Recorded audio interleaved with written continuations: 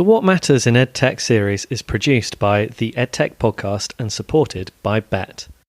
For anyone who doesn't know, Bett is the first industry show of the year in the education technology landscape, bringing together over 800 leading companies, 103 exciting new edtech startups, and over 34,000 attendees. People from over 146 countries in the global education community come together to celebrate, find inspiration, and discuss the future of education, as well as seeing how technology and innovation enable educators and learners to thrive. The Bett 2020 seminar programme is CPD accredited and provides over 300 hours of workshops, talks and discussions addressing issues around SEND and inclusion, future tech and trends, well-being, innovation, skills and empowering teaching and learning. In fact, all the areas this podcast series covers across 6 episodes. To find out more and to register for free, go to www.bettshow.com. This week's podcast episode is supported by Redway Networks. Future-proof your school's network for free by winning the latest Wi-Fi 6 technology, fully installed, courtesy of Redway Networks. One lucky school will be able to improve connectivity and enable staff and students to push and explore educational possibilities without limitations. This competition is open to all schools and colleges in the UK until the 18th of December 2019. So what are you waiting for? Enter today at www.redwaynetworks.com/win. I think a big thing has been digital responsibilities.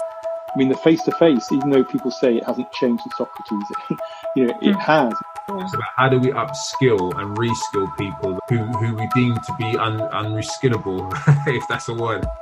Hello everyone and welcome to this second episode in our series What Matters in Edtech, supported by Bett. This series is all about the things that matter in education and how and when tech might help.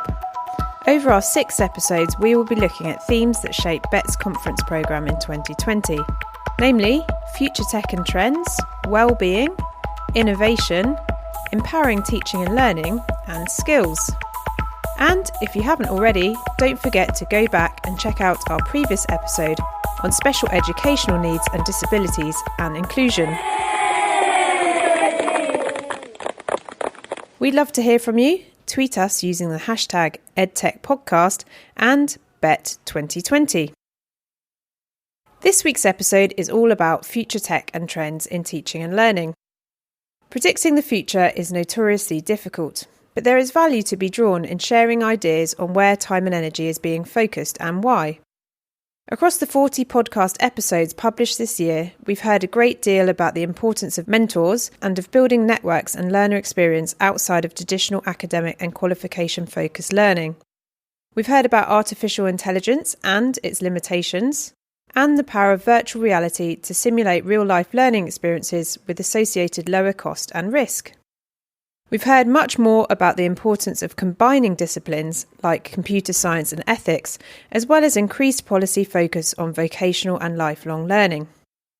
We've also heard much more about how new forms of assessment might be the driver for future technical and pedagogical innovation, but also the realities of sparse connectivity and funding, especially in some of our more rural areas, and how innovation is happening in and around these limiting factors. But what do our guests think about any future tech and trends in teaching and learning? If you can look into the seeds of time and say which grain will grow and which will not, speak then unto me, so said William Shakespeare in Macbeth. And so, in this episode, we do just that. We speak to a range of educators and edtech specialists about what's capturing their attention and why. First up, data analytics and, you've guessed it, AI.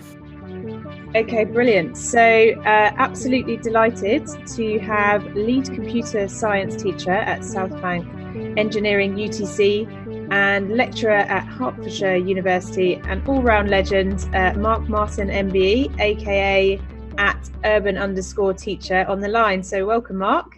Thank you, Sophia. Nice to reconnect with you again.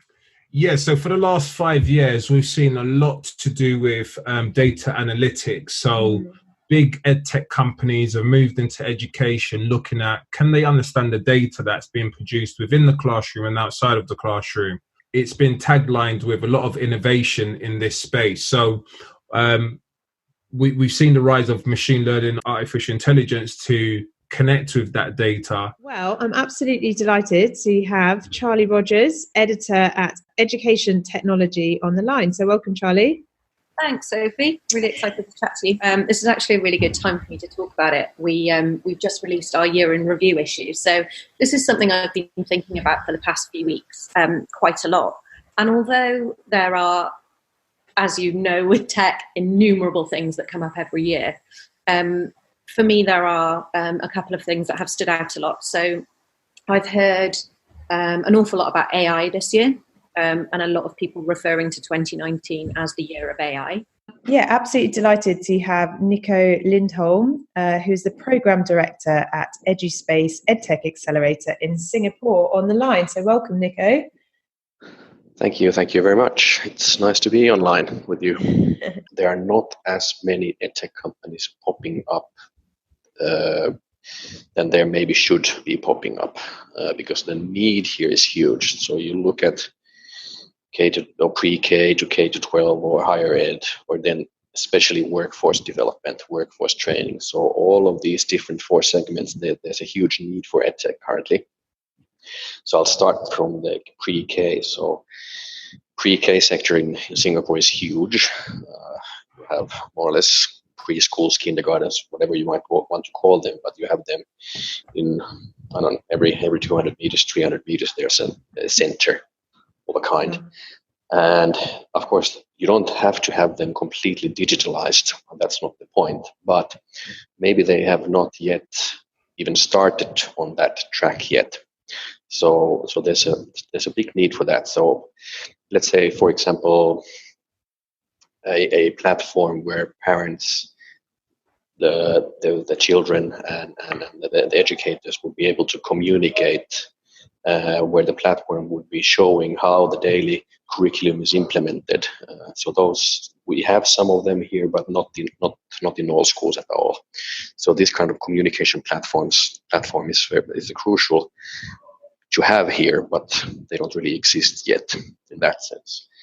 Then when you look at the K-12, so you have the international private schools, private sector, and then you have the Ministry of Education run public sector. So you have Ministry of Education, and then you have schools directly underneath it.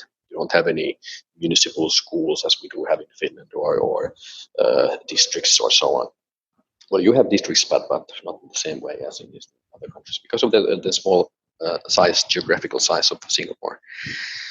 So the MOE here is quite active in the tech space. They are building their own products. They are building like complete holistic platforms, which are then linked to different tools that can provide more data. So they're really striving for this data-driven education sector in Singapore. And they have started this in 2013. And of course, as they are doing such a major innovation in a sense, it's slowly to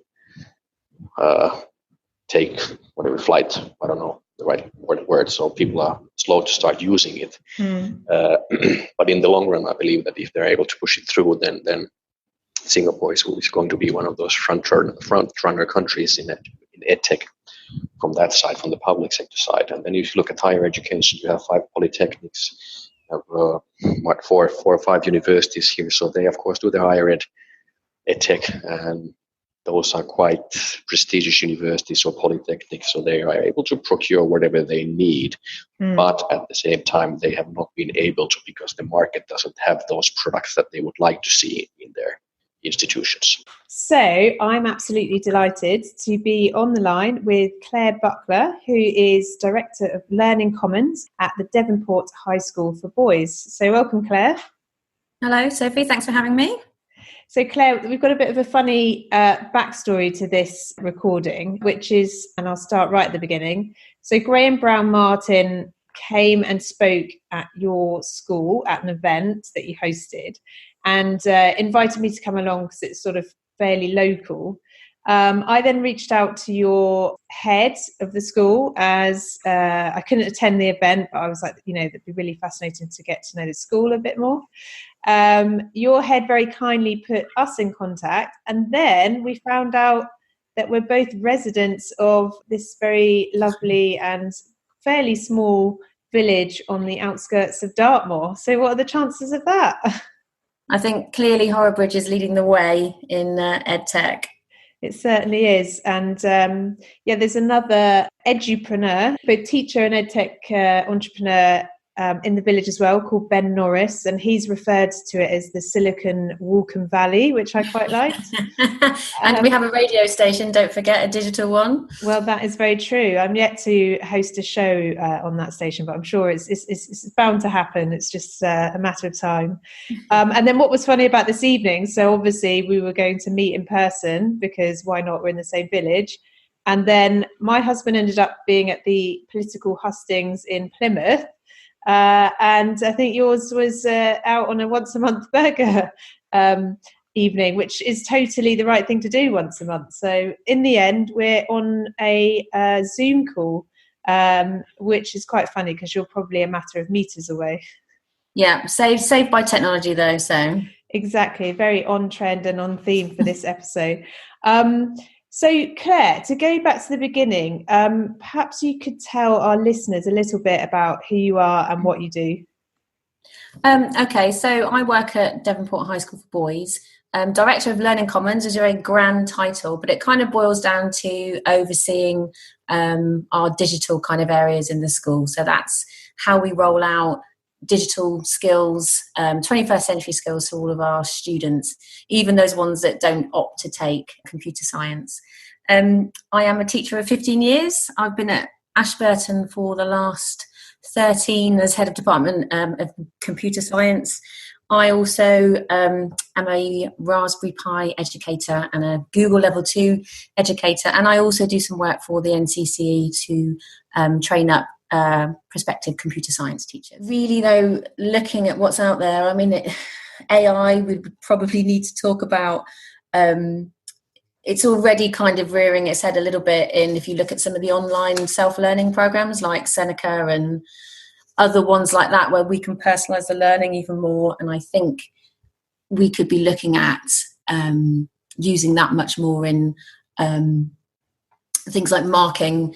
If we can get, I think there's an app being looked at where you can actually put in sort of 10 teachers marks over an average. If 10 teachers marked a piece of work, you'd get probably 10 different marks. So would machine learning and AI kind of normalise that? I am really excited to be here because I'm here with Graham Brown-Martin, so welcome. Thank you. And I know that because it's Graham Brown-Martin, this is going to be a fantastic interview because of the way your brain works, and just because everyone knows. Haven't you? Yes, exactly. I was thinking about this in the context of lifelong learning and everyone having 10 careers in their lifetime. And, for you, we can throw in the mix free parties, advising governments, product development within startups. I think filming in war zones was one I didn't know about. So you're kind of like a real expert in this area. Yeah, in a sort of arrogant way. I mean, in a sort of, if you look at my, resume or LinkedIn profile or whatever, as much as I try, it doesn't make any sense. Although there is a sort of sense there. I guess it started from the fact that school didn't work very well for me, or I didn't work very well for school. I'm not saying get rid of, exams, get rid of GCSEs or whatever qualification the country that your listeners are tuning in from. I'm not saying, that's not what I'm saying. But what I'm saying is what we also don't need is what, daft organisations like the OECD are suggesting, which is a more sophisticated way of assessing or measuring, is what they really mean, because they've hijacked the language of education and teaching, measuring creativity. Marcel Duchamp in the 20s, when he put forward the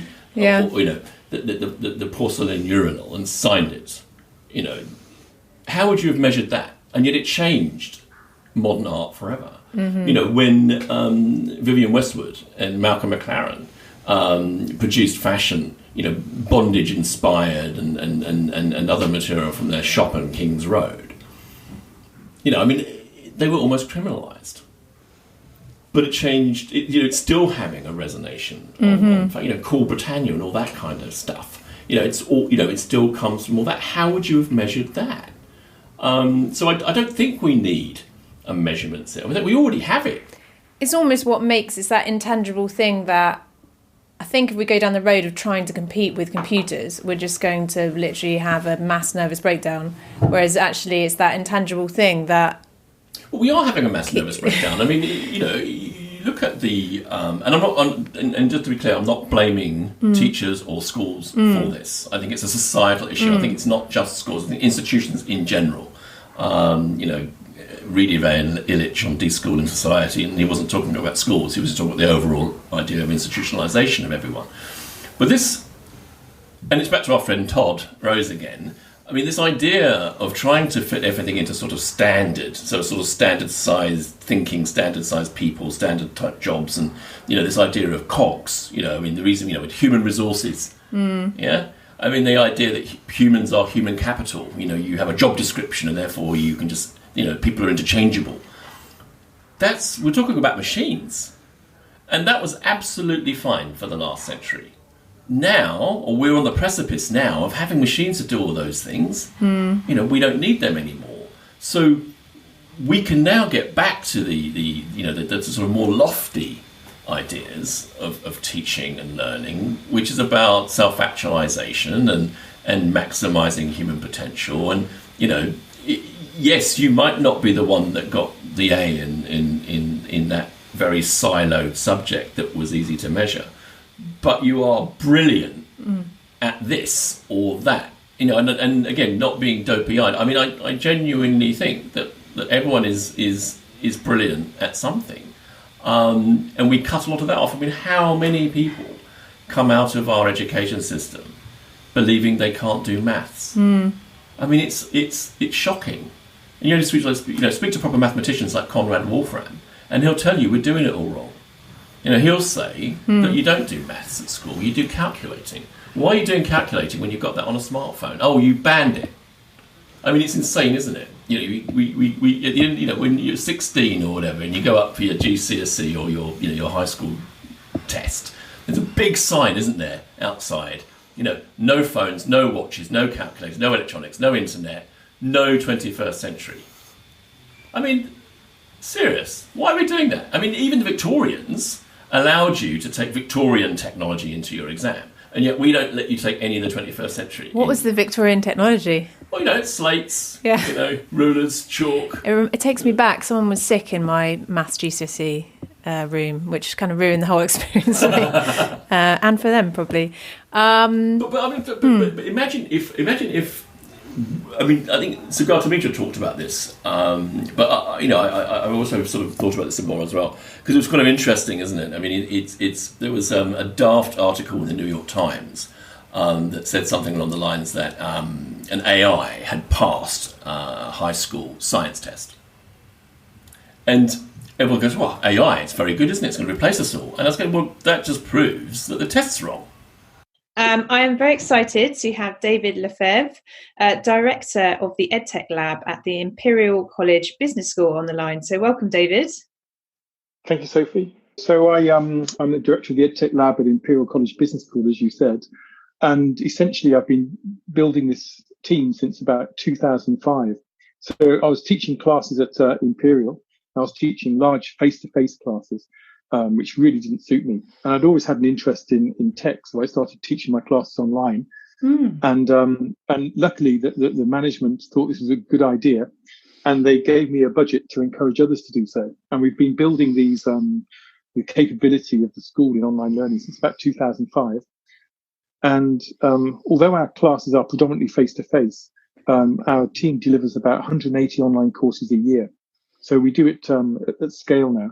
And we also have a sort of innovation team looking at new technologies and new pedagogies. And we also do tech spin-outs. So we've launched 2 successful tech spin-outs too. So that's what we do. Yeah, I mean, my view is there's niche trends which will sort of have an impact in certain narrow instances, and I'd put AR and VR into that bracket. But then, and there's a whole history of these technologies going back, from Second Life about 10 years ago, right up to AR, VR now. I mean, they're kind of fun and they attract a lot of attention, and people have great hopes for them. And then they tend to settle in a sort of quite a narrow usage. But I think the exception to that will be, learning analytics. And I'd put AI onto that too, because essentially where we are with AI at the moment is a data analysis approach to making predictions. So that whole idea of AI and big data learning analytics is going to have a very significant impact going forward. As discussions around AI intensify, this year we have seen simultaneously a drive to also discuss human intelligence and what makes us innately human. Speaking to our sense of social purpose has become more prominent in educational developments this year, from new university launches to student movements to real-world teaching and learning techniques and product development, connecting aspiring changemakers, i.e. learners, to their relevant networks. The combination of the fourth industrial revolution, which I think can be great if we prepare our young people, and all people actually, for it. I mean, it really, everyone. But also the existential stuff. I mean, it is real. People are marching and everything else, but we have to take that seriously. But we also have to come up with the solutions for that. And, we still don't have the solutions for how we're going to fix all that. So education has to be at the kind of the core of this, in my opinion. And whether how we apply technology to that, of course, then depends upon what the outcome is that we want. And I often say to people at the moment, because we're all so caught up in the 24-hour news cycle, and what has that orange person said today, and what has that floppy-haired blonde person said today, or whoever, whatever they're into. We look at it, don't we? And then we put our agreement or our outrage on Twitter and blah blah blah blah blah, and we get upset for the whole day. And we're so caught up in the what's happening right now that what we're not doing is we're not saying to each other, because that version of society is over. It's like Gramsci said in the late 20s, early 30s. The interregnum. The new cannot be born because the old has not yet died. During that time, morbid symptoms will appear. I haven't done that completely, but it's something along those lines. Google it. But he wrote that because he was imprisoned by Mussolini and everything else. But I think he could have written that today, because what he was, and that's where we are. The old is the status quo, and the status quo is dead, or it's dying. And so we don't know what the new is. And what we're seeing more and more now is that EdTech is now starting to look at the background of individuals, around their culture, around community identity. Because what you'll find is that technology never works in silo. And most of the technology that we're trying to infuse kids about is to solve real life problems. So historically, it would have been a flash pan thing. So lots of EdTech coming into the classroom, but it doesn't have no long lasting effect because it doesn't have that sustainable appeal for young people. But what we're seeing now is that now companies are thinking about how can EdTech make a social impact alongside teaching the wonderful things in the classroom. So I think that the company or the EdTech that starts to have real traction in education really looks at the side of social impact and also looking at the side of, is it meaningful? Can I take this technology beyond the classroom to whether get a career in it or to look at how can I solve problems for myself? So most of what we do is online, but we wanted to look at ways we could enhance the classroom experience for our students. And one of the ways of doing that is bringing in guest speakers. But we're an international university. We consider ourselves to be a sort of part of a global alliance of research universities. And many of the guest speakers we want to bring in are a very long way away. And so there's high costs involved, both financial costs and environmental costs. And so we were very interested in the idea of using the hologram technology to bring people in from afar into our classroom, whether it be academics from other universities or guest speakers from industry, etc. So that's why we invested in the hologram, and it's gone very, very well.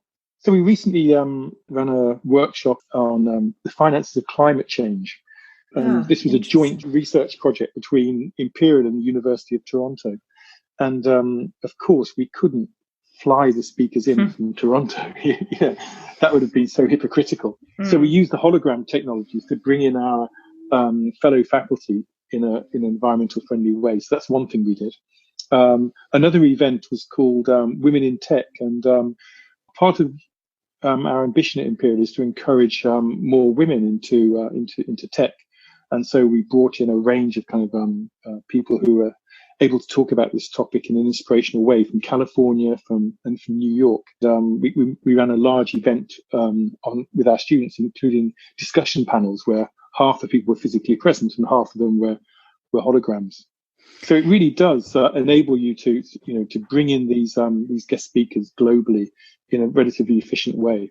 And I use the holograms as a communication medium, which is a bit different to the usual use of holograms, say in medicine, etc. So we essentially use it as a much more realistic version of a webinar, and it works really well.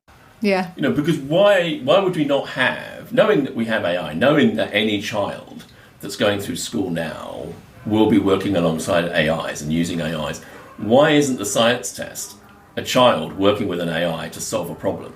Or working with a group of, why can't we share our answers in an exam? Why can't, so if we knew that come exam time, or the high stakes exam, it's almost mandatory, it's almost expected that you're going to collaborate with your neighbours and you're going to, draw things down and share answers and download stuff on the internet, find subject. Because surely now, in the age of untruth, is trying to work out what's true.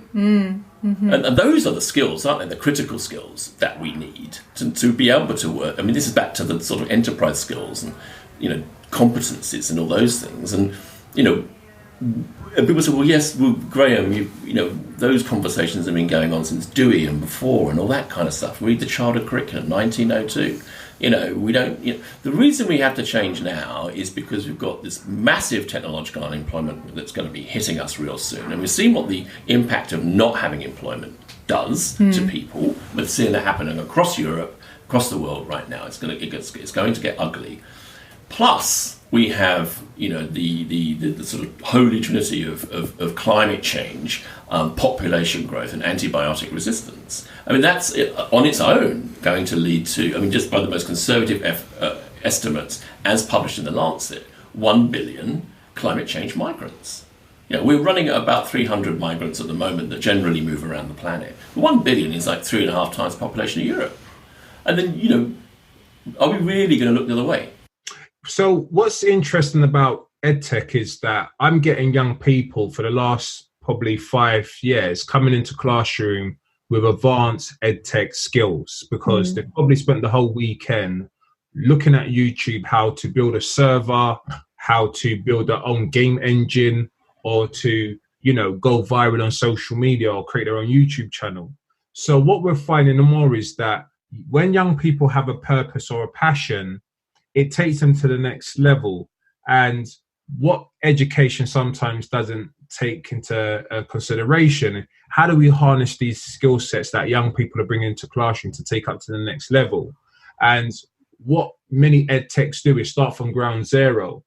And what I would like to see more in this edtech space is how do we match people from where they're at, instead of starting from ground zero, whether it's through coding or whether it's through learning technology. Because most of this, even though I'm so excited about AR and VR, but there's lots of consoles that have AR and VR, and young people are interacting with it on a probably daily basis. So how do we kind of leverage some of those skills and show young people, connect the technology to real kind of, whether it's careers, whether it's around, again, social impact or real passion projects.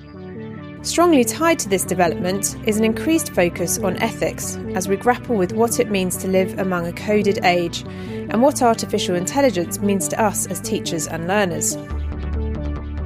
I think also a big thing has been digital responsibility. So I think in the past, it's been very much seen as a one department area, and that digital skills should be taught by IT or computer science teachers in the class. But this year we've really embraced this whole idea that there's no hiding now that all students need to have these 21st century skills, and actually all teachers in across all subjects should be teaching fake news or teaching how to search effectively. So that's been a really big part about pushing things across the curriculum for us as well. So coding and programming was introduced because we know that around the world, lots of education systems was really advanced with young people from the age of 6 onwards learning coding. So we kind of jumped on back of that to now introduce it at primary school level. Now, several years in, we are seeing it's in the public conscious now that coding is going to be the future. And for us as a computer scientist, we don't teach young people to become programmers or coders. We teach them to show them that how technology works in today's world. Because this old little saying is that if you don't learn coding, you become coded. So it's one of these things where we're showing young people how your algorithms work, how all of these things work, and how does it work in today's world. Because if they're not mindful or careful of how these algorithms and how computer science work, they can actually become manipulated by the technology. 100%. So more and more, we teach computer science from that perspective. Now, what we found with computer science and ICT, the former curriculum, is that ICT showed you how to drive a car in an analogy, and with computer science, it showed you what's underneath the bonnet, how it all works. Now, we still needed to have a fine balance of these technologies and different courses, because you don't want to show everyone what happens underneath the bonnet and they don't know how to drive the car. And that's what's happening now, is that a lot of the young people are coming to school now and they don't know how to use desktop applications because it hasn't been part of the compulsory part of the curriculum in computer science. So we are seeing different imbalances with the whole kind of landscape and courses. But yeah, I do like computer science, but we need to just have it in balance. We've got the election coming up. We've got deep fakes and that kind of manipulation that you talked about. And in some countries, I think in Finland, they have this, and everyone always talks about Finland. So it's just an example. But I think they've got information literacy. So, now the ability to help young people just to decipher what's truthful, what's not, in a world where, perhaps truth is going out the window a little bit. So do you think we'll sort of see more around, actually helping young people decipher what's going on around them in terms of information? Really good question. So we used to say data was the new gold, but now it's trust. Do we trust a lot of these platforms and technology that we're using? So I've worked with a lot of organizations around how do we make tech more responsible, and how do we give young people enough tools in their toolkit to decipher what is fake news, how to watch your mental health or mindset when you are looking at different content online, and how to report stuff. How do you flag stuff up if it looks a bit dodgy?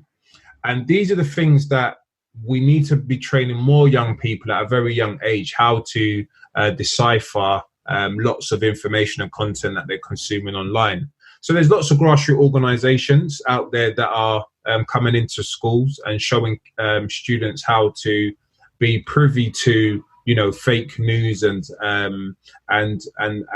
viral headlines. How do you kind of spot if it's a lie or the truth? But I think ultimately it's the bigger companies that need to play a more of an active role in terms of supporting that next generation too, because it's their platform, it's them who are so-called driving and regulating the content. So we would like to see, because it's not worth, and this is a bit controversial now, it's not worth a massive company where you've got all of these different, they're coming into schools and we're buying all of their Edtech products, but when we're using their Edtech or their general platforms, they're not protecting us from the dangers. So there is a big responsibility that these big companies should be playing in terms of what information is sent across their platform outside of the Edtech remit, and what is how do they kind of manage this now generation of where we need to be managing young people's mental health on these platforms? I think another thing that I'm particularly interested in, and that I'll actually be speaking about at OEB in Berlin this year, is the ethical implications of AI and advancing tech. So I'm really interested in the idea of philosophy and ethical education being really primary to the advancement of technology, and that advancement happening in a safe way.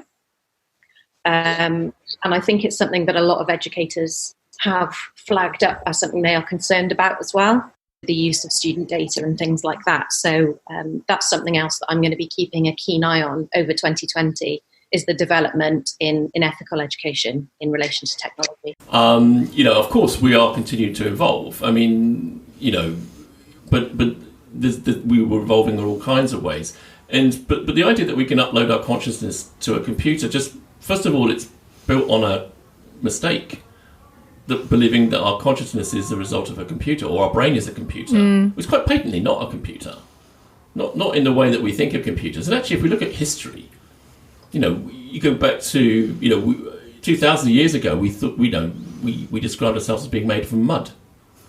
And then, I think it was Descartes that came along next, and we were pneumatics, hydraulics, and all that kind of stuff. So we tend to frame ourselves in the latest technology that's around. And so we think, oh, well, the brain's sort of, so our thinking is like software. So if I get a good psychiatrist or a good psychotherapist who can just fix my program, you're going to be disappointed. That's not how your brain works. I mean, it's a big question. The show's not long enough, but I mean, I think most good neuroscientists would see some of the similarities with computer devices, because we designed them. But do they behave? We don't know what consciousness is, and the idea that we're somehow going to create sentient machines, I think it's a bit of a leap. I mean, machine learning and very simple sort of simulation type stuff and the kind of, it will be a lot. I don't hold out hopes. I mean, although a lot of the technocrats out there think we're going to have that sentient machine. I think even if we could do it, I don't think it will happen. It looks more like Pepper the robot, perhaps, at the moment. And there's nothing wrong with that. We kind of want all those things. Yeah. I mean, do you know what I mean? In the Boston Dynamics one, I'm showing some cool videos of those falling over this afternoon and all that kind of stuff. I mean, I'm all for AI. I'm all for robots, all that kind of stuff. But I think, why are we so busy trying to replace ourselves? I mean, it's like, I was at a talk at the World Government Summit earlier this year, and I heard this futurist bang on, and he did it in a very authoritative voice, so he must be right. But he was kind of just saying, "Oh yes, and then we will upload our consciousness, and we'll all live on Mars." It's like, why would you want to do that? With muscle wastage, when you upload your consciousness, what is there? Just what if you don't like it when you get there? I mean, I don't think it's really been thought through very well. I think we need some ethicists and some philosophers and some people that actually know about life, rather than a bunch of boys in Palo Alto that don't get out much. In Gilets. Probably one of the biggest trends this year is the continued focus on employability, upskilling and reskilling. Our guests share more. I don't know. I've always been fascinated how people tend to think that these 5 or 4 things, and they change every year, are the trends in education or edtech. But then they are quite West-centric trends in that sense.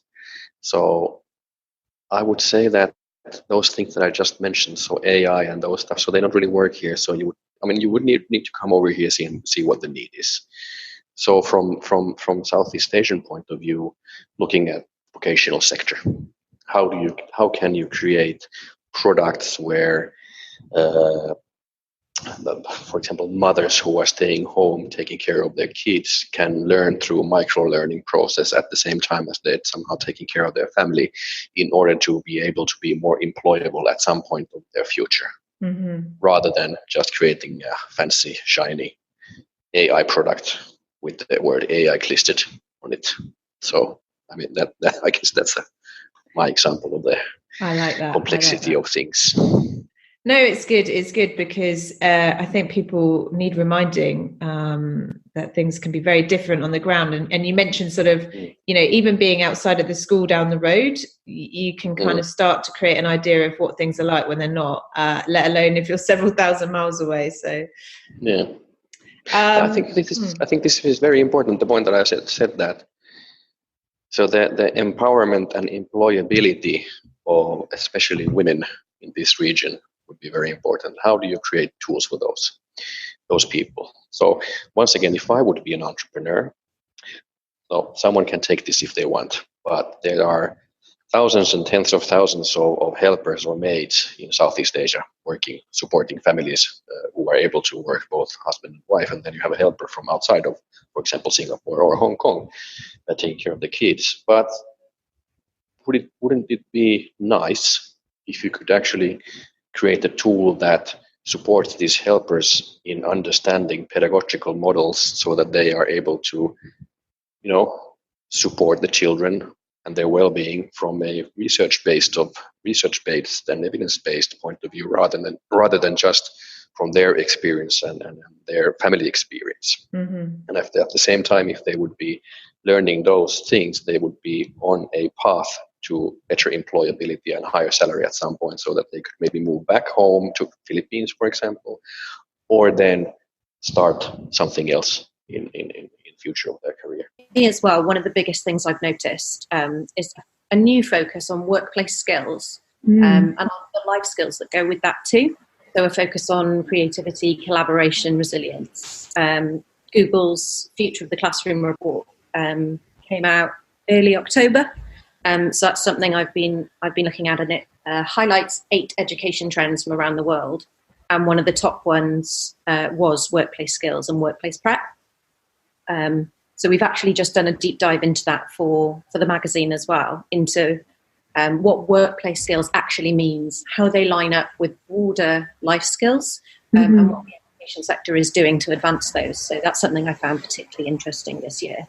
Fantastic. Yeah, I mean, the Education Secretary sort of saying we want to be on a par or exceed Germany in terms of vocational skills, and throwing a lot of investment behind that, sort of around the same time, wasn't it? September, October, I think.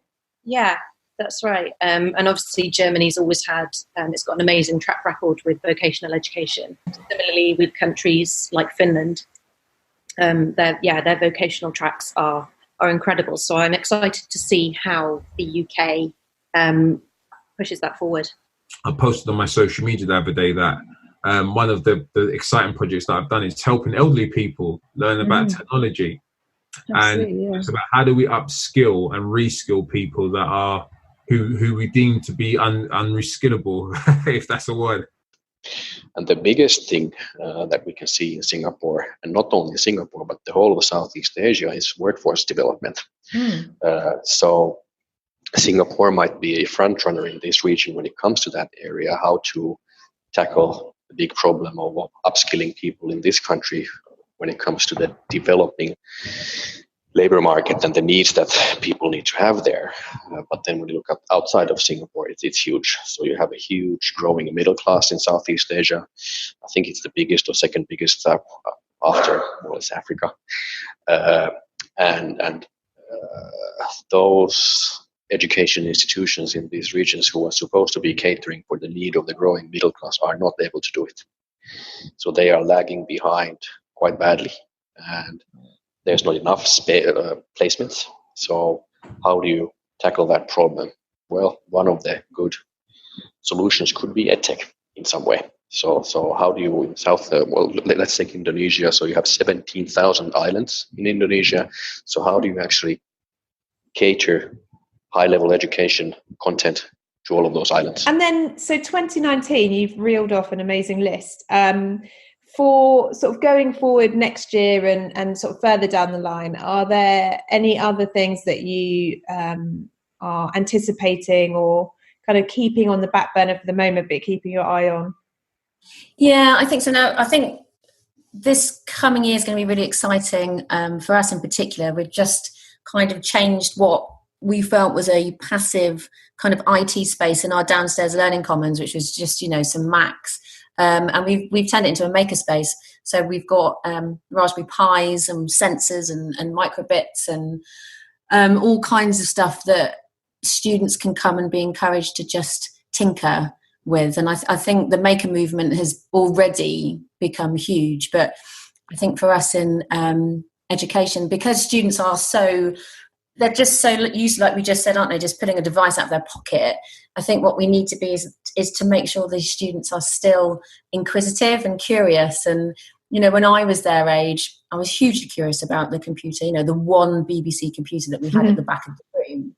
And to a certain extent, that's now gone. So, what we've done is strip that back and give the students room to just come and experiment and play. So that's going to be a large part of our 2020. Funny if we're having a conversation about how important digital skills are, but actually how students can be recognised for those, because I think, the misconception for all of sort of school-age children is that they are this awful term that I hate, which is a digital native.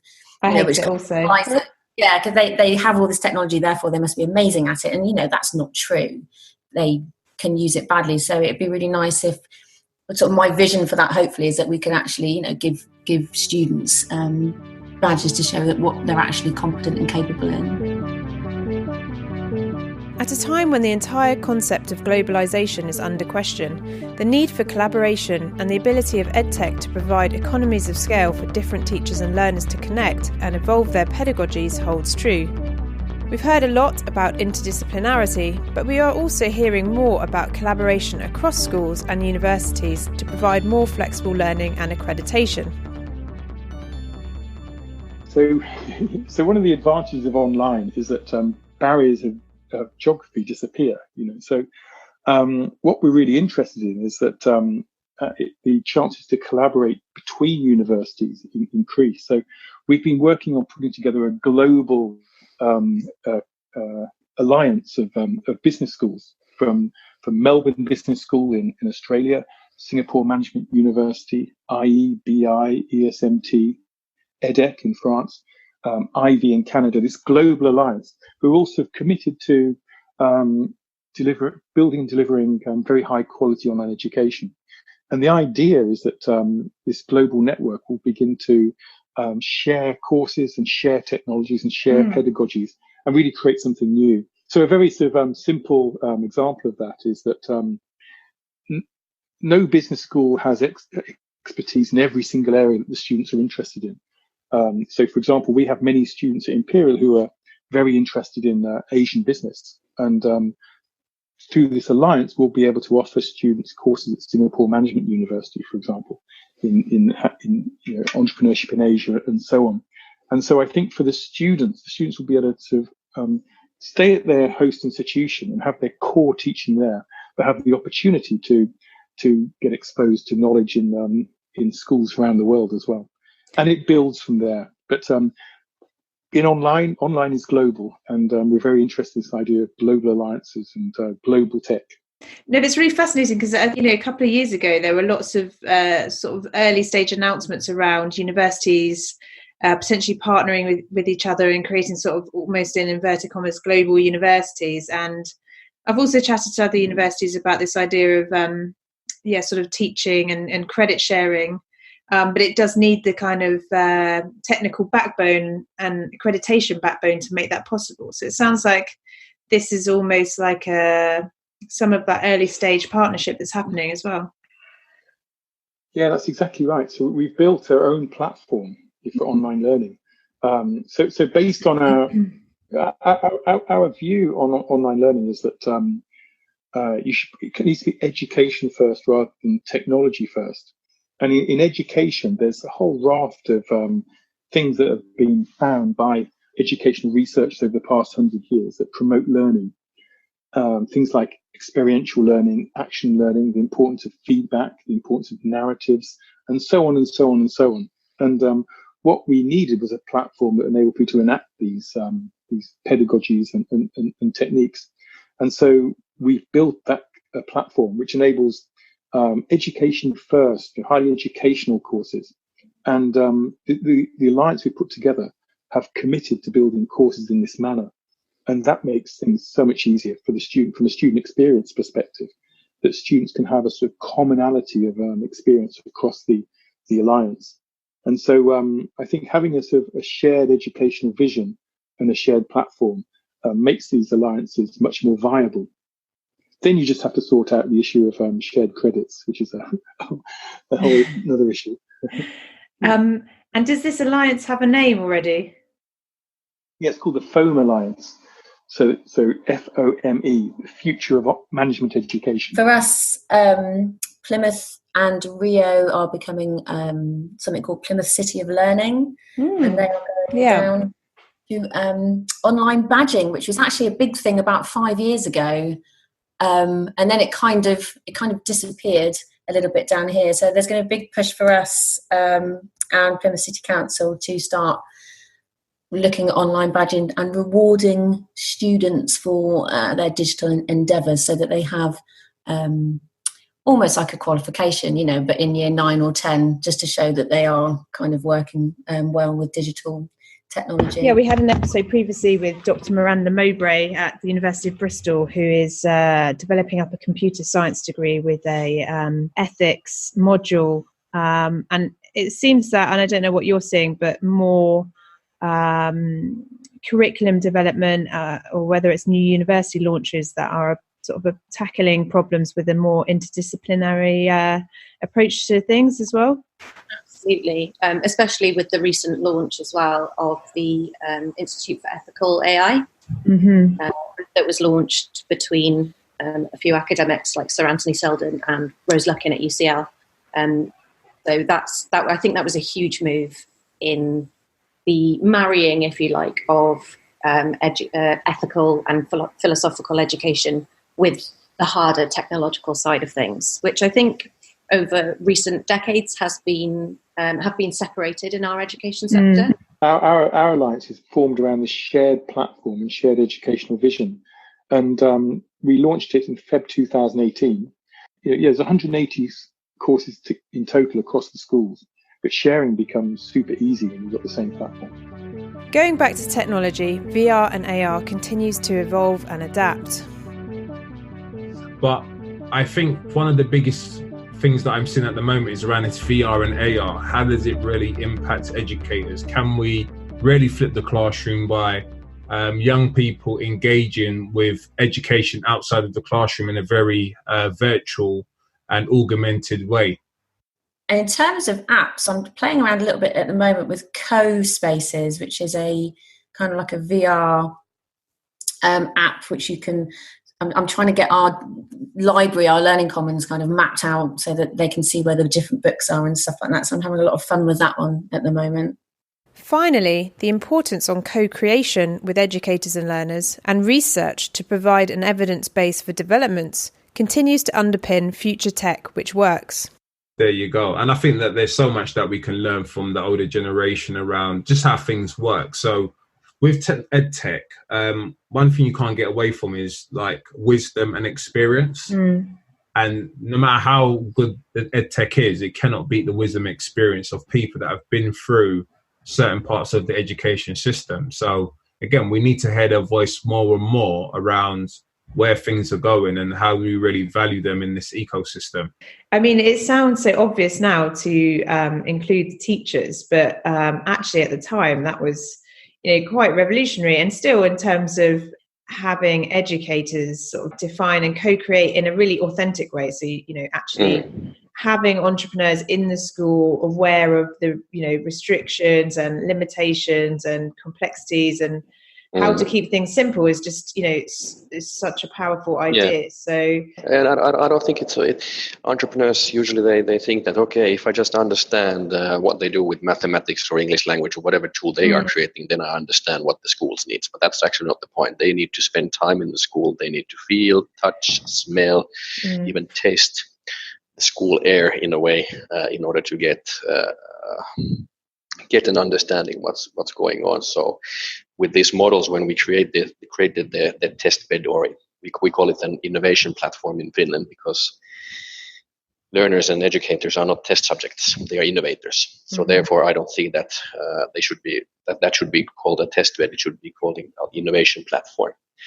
But it's really important they are involved, and the entrepreneurs need to spend time in the classroom in order to understand the busyness of the daily life in the classroom, what kind of cacophony it can be when you have 20 kids running around. So you can't really design edtech products that have 20 different buttons before you can use them in the classroom. You need to have one. Yeah.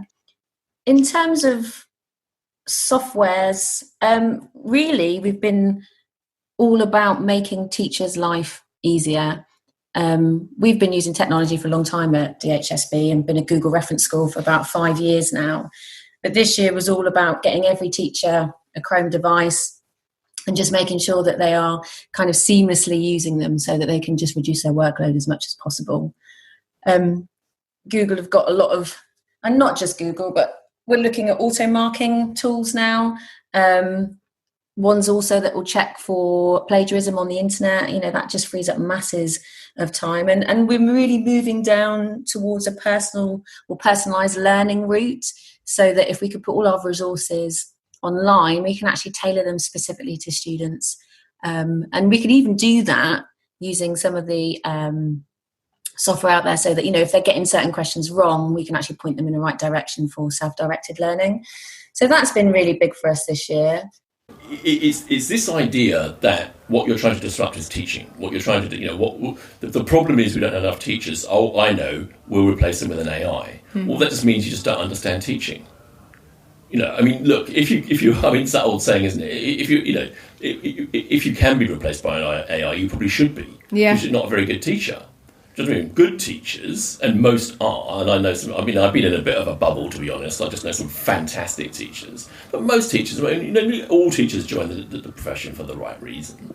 But the good ones leave in droves because they realise they can't do what they thought they were going to do, because it's sort of being forced into a role of content delivery, which is a horrible thing. That's not what they signed up for.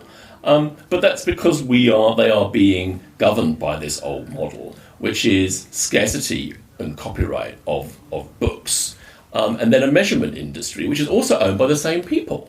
So could you imagine a world where big pharma, the big pharmaceutical companies, own the hospital and pay all the doctors and nurses? The face-to-face, even though people say it hasn't changed since Socrates, it has. It's evolved steadily over a very long period, probably 200 years in earnest, and we've arrived at certain pedagogies that work in the face-to-face classroom. The digitization of course, is new. Universities have only been doing it in earnest for the past few years, and they're still only really making a start. Some final thoughts from our guests to end. I think 2019, and obviously my perspective comes from one school, but also some of the outreach work that we do. But I think a big thing for this year for many schools has been low-cost technology. We are certainly moving away from many IT suites, that are managed in server rooms with expensive air conditioning. And we've really harnessed the kind of power of cheaper Chromebook devices. Our school is actually thinking about the journey now to actually being completely serverless. So we've really embraced that kind of change, and even looking at Neverware, which is cloud-based software, so we can run Chrome OS on our old PCs. So basically we can just put a Chrome OS on them, which has been amazingly transformative, really. And the accessibility now for digital technology across the school is almost at a one-to-one level. So that's been huge for us, I think, this year. One of the massive benefits, I think, with a Chromebook solution perhaps, is that we're looking at no lost time in lessons at all. And a big hurdle for lots of teachers in the past will be, well, we'd quite like to use an IT room to trial this, this new geography technology, for example. But, I don't want to sit there for 20 minutes while the students log in. So that's a huge barrier now, where we can just get Chromebooks out, open, and off we go. The idea of going to an IT suite is quite baffling, because just in our everyday life, like if we had to search the internet, just sort of getting up and attending a different room and switching on everything. It seems like something out of the I'm trying to remember it. Is it the film with which is looking at Alan Turing when they sort of have that giant computer? It sort of reminds me a bit of that or something. But no, you're so right, actually. And I hadn't actually thought of it like that, but it does seem such a ridiculous thing to do. That's all for this week. Thanks so much for listening in, and huge thank you to all of my guests and Bett for supporting this series, and to Redway Networks for sponsoring this episode. Whoop whoop! You can continue the conversation online at #EdTechPodcast and #Bett2020, at Podcast EdTech, or at Bett_show on all the social medias. Or for all the show notes, including resource and reading recommendations, it's www.theedtechpodcast.com.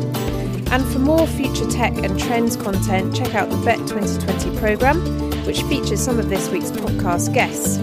Go to bettshow.com, where you can also register for the event in January. Have a great week. Bye-bye. For anyone listening, it's 8:30, so it is true. Educators have extremely long days, and I absolutely appreciate your time this evening, and thank you again. It's been a pleasure. Thank you, Sophie. Great. Okay. Thanks so much, David. Okay. Take care. Bye for now. Bye-bye. Bye.